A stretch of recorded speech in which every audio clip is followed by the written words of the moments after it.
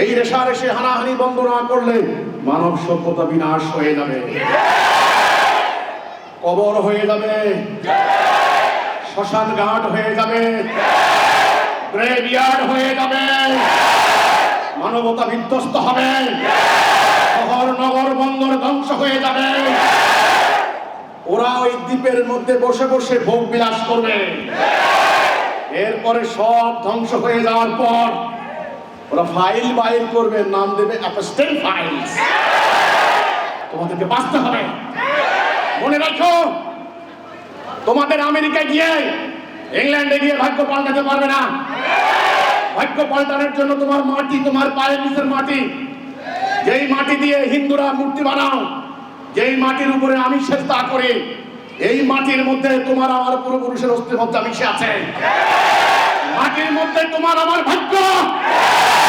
জাতিসংঘের মধ্যে ভাগ্য নাই, ওয়ার্ল্ড ব্যাংক IMF ভাগ্য নাই। ঈশ্বর আল্লাহ ভগবান তোমার ভাগ্য পাল্টানোর জন্য ব্যবস্থা দিয়েছেন। আমি তোমার মুক্তির জন্য উদ্যোগ নিতে চাই।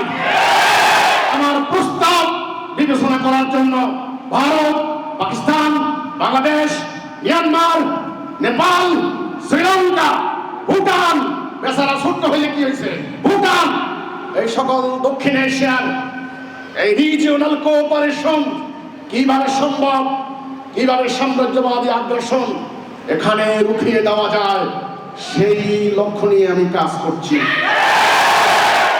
তাদের কথা না শুনলে তোমাদেরকে বিমানে করে ধরে নিয়ে যাবে। ভূমধ্য সাগরে, আরব সাগরে, ভারত মহাসাগরে, বঙ্গোপসাগরে ওদের রণতরী আসবে, ওখান থেকে হেলিকপ্টার এসে তোমাকে চুলের মুঠি ধরে নিয়ে যাবে, কিচ্ছু করতে পারবে না।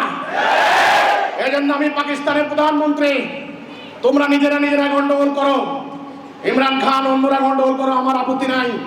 ভারতের মোদিজি, বাংলাদেশের ডক্টর ইউনূস সাহেব, আপনারা যারা আছেন, দক্ষিণ এশিয়াকে মজবুত করার জন্য আমি সম্মিলিত প্রস্তাব দিচ্ছি।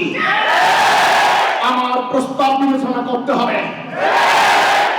এই উদ্যোগ আল্লাহর পক্ষ থেকে অনুপ্রাণিত হয়ে দিচ্ছি আমি।